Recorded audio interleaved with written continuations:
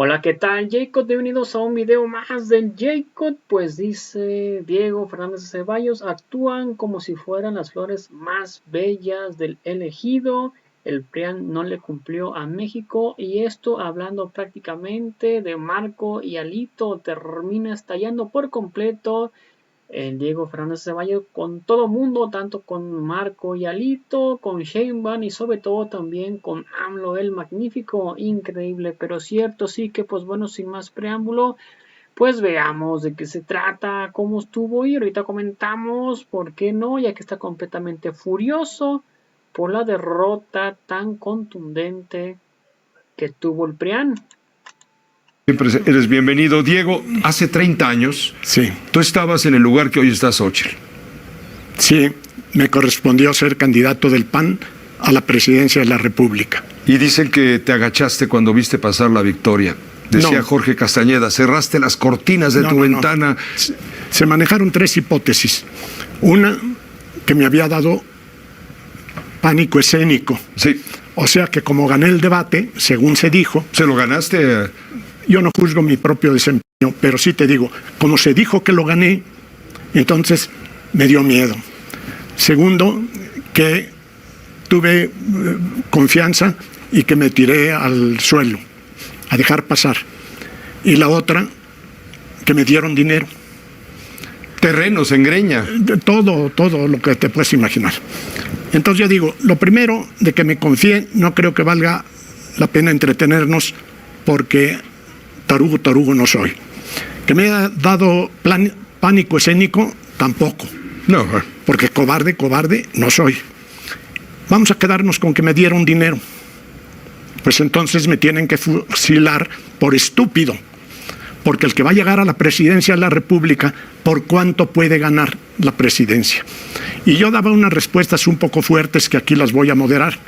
Pero al que diga que recibí dinero, que complete su afirmación diciendo que la mitad de ese dinero lo compartí con la madre que lo parió. A ver si lo siguen diciendo. Diego Fernández de Ceballos, ¿qué madre va a parir este gobierno? No lo sabemos, pero el pronóstico es reservado. Pero déjame decirte algo. Mira, yo en lo personal estoy muy tranquilo por una razón. He luchado con todas mis fuerzas por México y por sus instituciones. Yo no traigo ningún sentimiento de culpa, ni tampoco resentimientos u odios. Es más, me propongo, desde luego, respetar el resultado electoral que digan las autoridades, pero también respetar a la próxima presidenta de México en la medida que ella respete a los gobernados.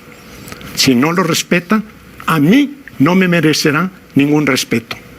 ¿Cómo proyectas el gobierno de Claudia Sheinbaum? ¿Como una repetición, una calca del gobierno de Andrés Manuel López Obrador, una copia mejorada, aumentada, un segundo piso de la 4T?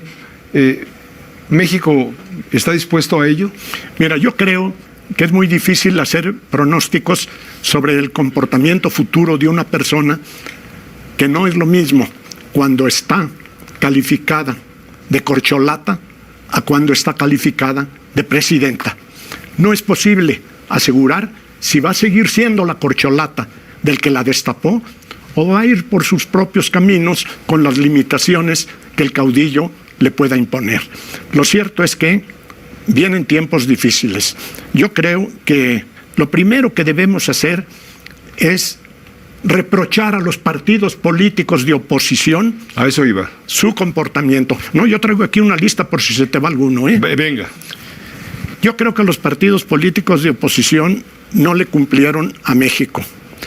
Y no me refiero a los militantes de los partidos, sino a sus dirigentes, porque más se preocuparon por estar jugando a las manitas calientes entre ellos, acomodarse en sus posiciones y desde luego proponerse a sí mismos para estar encabezando las listas en el Congreso como si fueran las flores más bellas del ejido. Eso no lo merece el PAN, el PRI ni el PRD, pero ya sucedió. Creo que los partidos políticos de oposición van a tener que entrar a un análisis muy serio, no de cuchillos largos, no de destrozarse entre nosotros, sino en todo caso de reflexionar qué podemos y debemos hacer por México. Pero también te quiero decir algo que me parece importante. Oigo a muchos comentaristas, y muchos de ellos de gran calidad, que afirman que la oposición está devastada, que está a punto de morir, que no significa nada en el escenario político. Eso no es cierto. Y no es cierto por una razón muy sencilla, porque eso se podrá decir de los partidos políticos de oposición. Pero en la sociedad hay una oposición fuerte, vigorosa, presente y decidida a actuar. ¿Y cuál es la salida? Eso es otro tema. Porque ya, si los partidos han quedado en el ridículo, después de cultivar la cultura del mapachismo, de adelantarse, de proclamarse ganadores de una contienda. Yo creo que si los partidos políticos de oposición no se abrieron, ni se van a abrir por alguna causa indebida a la sociedad debe de entrar a esos partidos por sus fueros. Y si no, fundar otras organizaciones. Pero no podemos seguir en este atropello.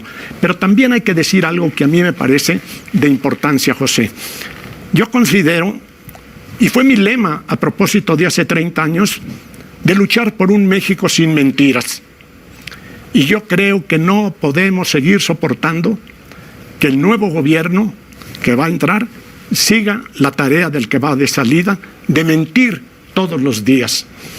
Así como te digo que la oposición no está debilitada ni moribunda, salvo que hablemos de los partidos, pero que en la sociedad hay millones de inconformes, millones de opositores que están presentes, indignados frente a esos partidos políticos y frente al gobierno que está de salida. ¿Qué cosa es lo que yo digo?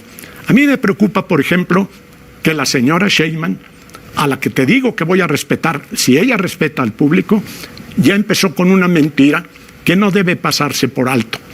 Acaba de decir que la mayoría del pueblo de México apoyó su proyecto. Eso es una falacia. Y voy a dar solo 3 datos. El pueblo de México lo conformamos 30 millones de mexicanos, sin contar los que están en Estados Unidos. 30 millones 130. de mexicanos. Sí, perdón, 130 millones de mexicanos. Ajá. De ellos, 98 estamos en el padrón electoral. Y por la señora Sheinbaum votaron 33. Ese no es la mayoría del pueblo. Tenemos que ver inclusive que si solo contamos a 40 millones de abstencionistas, de ciudadanos con credencial de elector que no se les dio la gana darle la cara a México, esos 40 millones son más que los 33 que ganó la señora Sheinbaum. Ojalá ella y su equipo logren entender que la mayoría del pueblo no le dio a su proyecto ningún aval. ¿Te da confianza ver a Juan Ramón de la Fuente Enorme. Como coordinador de la transición y seguramente miembro del equipo de gobierno, del gabinete? Sí, mira, José, yo creo que la señora Sheinbaum está rodeada de muchos, pero 3 o 4 que yo conozca me merecen mucho respeto. Uno de ellos es él, otro es el secretario de Hacienda, pero vamos a ver qué capacidad tienen para convencer a ella de que ella quiera y pueda convencer a sus tribus y al que le heredó el poder. Por lo que tú has visto, ¿sí escucha o nada más escucha a López Obrador? Es que es muy difícil. La hemos conocido como candidata y fue una copia del presidente actual.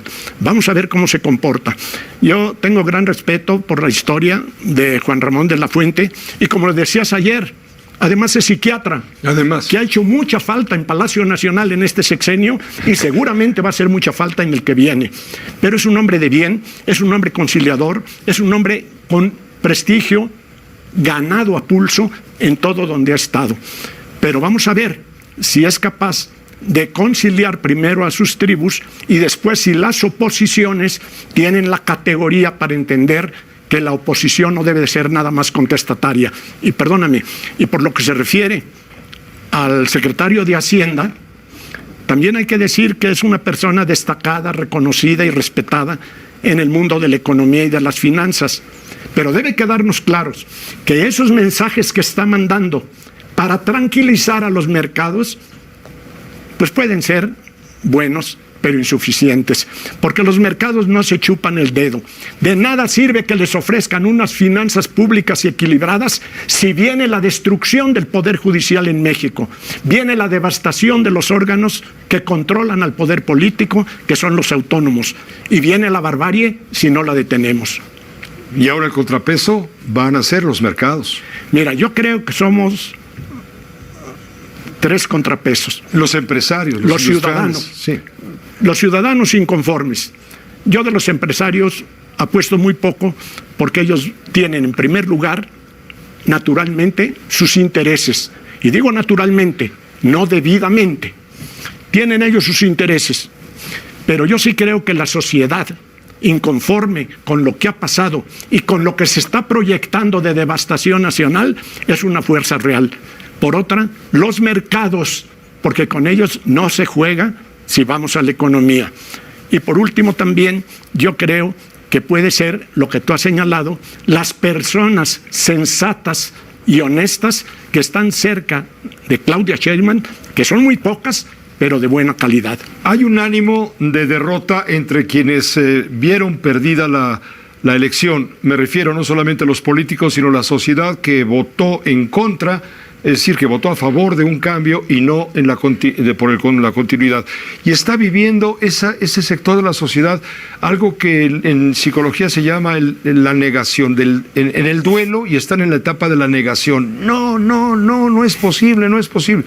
Y luego van a venir varias etapas. A los que están desesperados en la negación de como si se hubiera muerto un hijo, no es posible. ¿Qué consejo le puedes brindar en este momento para reconstruir lo que ellos consideran una derrota brutal? Mira, José, aplastante. Tu pregunta me lleva a responderla recordando lo que dijo un ranchero hace más de 80 años, cuando se fundaba Acción Nacional. Cuando estaban en las primeras asambleas y cada uno de los delegados de la República informaba cómo iba avanzando en cada lugar el naciente Partido Acción Nacional, le tocó a un ranchero dar su informe y se concretó a decir: nosotros seguimos continuando. ¿Qué tenemos que hacer? Los que estamos inconformes, los que están desesperados, los que están dolidos, los que están con duelo, ¿qué tenemos que hacer? Seguir continuando. Porque la historia de como el mariachi, como tú, como el mariachi, seguir cantando. No me descubras. Es que este desgraciado de José me preguntó al principio que cómo yo estaba, y con otras palabras un poco más fuertes le dije que como los mariachis, fregado pero cantando. Sí, yo creo que hay que entendernos en esa lógica. Por una parte, qué bueno que sucedió todo esto para ver si responde de una vez por todas el pueblo. Una población que en gran parte está degenerada, está prostituida, está acobardada, está de pedigüeña, y tanto ricos como de clase media o de pobre ven a los gobiernos para preguntarles qué les pueden dar. Y otra cosa que es gravísima, ¿por qué tenemos tanta corrupción en el ámbito político? Porque la sociedad perdona a los políticos corruptos, a los mentirosos, a los truanes, y no solo ello, les aplaude. Y mientras haya una sociedad aplaudiéndoles a los sinvergüenzas seguirán haciendo las suyas, y por supuesto el pueblo cautivo. El llamado a la juventud, que me parece muy importante, me da la impresión que no debe hacerse diciendo que la juventud es una maravilla y que están más allá del bien y del mal. En la juventud hay bueno, malo y regular. Hay personas, hay jóvenes muy nobles, muy entusiasmados, con un espíritu de lucha y de superar su destino. Pero también hay muchos perdiendo el tiempo en babosadas, en ocurrencias, en buscar lo fácil, y eso no sirve para nada. La juventud, como decía un gran jalisciense que fue don Efraín González Luna, es el momento del alba, a la hora del destino y en medio de la rosa de los vientos. Pues si están en el momento de su destino, en ese momento de destino, tienen que cobrar conciencia, porque mientras digan que los políticos son sinvergüenzas y no se meten a la política porque la política es corrupta, pues los políticos sinvergüenzas están felices al ver a la muchachada distraída y ocupada en banalidades. Creo que el llamado a la juventud debe de ser no para elogiarla, sino para exigirle, porque este país está muy dado a granjearse el voto de los pobres, de las mujeres, de los necesitados y de todo mundo, ofreciéndole dádivas. No, yo creo que no hay, además de pedirles que ejerzan sus derechos, por encima de todo, que cumplan sus responsabilidades. Gracias, Diego. Como siempre, esta es tu casa. Y espero que sea hasta pronto. A Diego Fernández de Ceballos. Obviamente, atento al día 2 de junio, pero todavía más atento al día siguiente del 2 de junio, es decir, al lunes 3. ¿Qué va a pasar? Diego, un saludo, buenas noches. Igualmente, José. Pues empiezo diciéndote que algo bueno y seguro vendrá al término de esta campaña. Pondrá fin a 52 millones de spots de los partidos políticos que saturaron a la población, y muchos de ellos de mala factura, cargados de promesas fantásticas para atrapar incautos. También pasará para la historia, sean cuales fueren los resultados electorales, una elección de Estado con derroche ilimitado de recursos públicos y en la que los candidatos oficialistas tuvieron como jefe de campaña y principal matraquero al huésped de Palacio Nacional. De nada sirvieron las 30 resoluciones de las autoridades electorales que condenaron el proceder presidencial. Él siguió hasta el fin y de manera pertinaz violando la ley. Ahora bien, la próxima presidenta recibirá un país dividido, sagado en educación, con pésimos servicios de salud, en manos de los criminales, empobrecido y violento, y sin los recursos económicos para atender las crecientes demandas de la población, en educación, salud, energía eléctrica, agua para la población, el campo y la industria, y las demás obras de infraestructura indispensables para la vida de los mexicanos y el desarrollo del país. Quien gane la presidencia de la República recibirá un tigre acosado por todas partes y hambriento. El frenesí de la candidata ganadora y sus votantes, sea cual fuere ella, pasará pronto y empezarán a ver ella y sus seguidores la herencia maldita que reciben, en la que rápidamente la terca realidad nos dirá a todos los mexicanos que las arcas del gobierno están totalmente vacías, que las demandas sociales crecen día con día, que la inflación se halla en niveles peligrosos, que va en aumento el costo de la vida y como estocada escondida celosamente por este gobierno, una deuda pública que López Obrador la hizo crecer, óigase bien, en 6.5 billones de pesos. Esto es 6.5 millones de pesos que tendremos que pagar los mexicanos de hoy y muchas generaciones venideras. López Obrador prometió austeridad republicana y no endeudar al país, pero terminó endeudándolo como ningún otro presidente de la historia, en débito de varias generaciones y de más deuda que el propio Fobaproa. No nos engañemos, José, México puede caer en abismos que la población no se imagina, porque está ilusionada creyendo que la simple llegada de una persona a la presidencia mejorará las actuales condiciones de vida para toda la población. Eso no es verdad, eso no es posible. De ahí la importancia de votar en conciencia el 2 de junio, pensando en primerísimo lugar cuál de las dos mujeres tiene el talante y la voluntad de empeñarse en lograr la concordia, la unidad de los mexicanos en la diversidad, para que juntos podamos emprender la difícil tarea de reconstrucción nacional. Necesitamos un nuevo gobierno honesto, capaz y sensible, que rinda cuentas, y un pueblo unido en el esfuerzo para lograr superar los enormes desafíos presentes y hacer de México un país con gobernantes y gobernados sometidos a la ley, un país próspero para todos y respetado en el concierto de las naciones.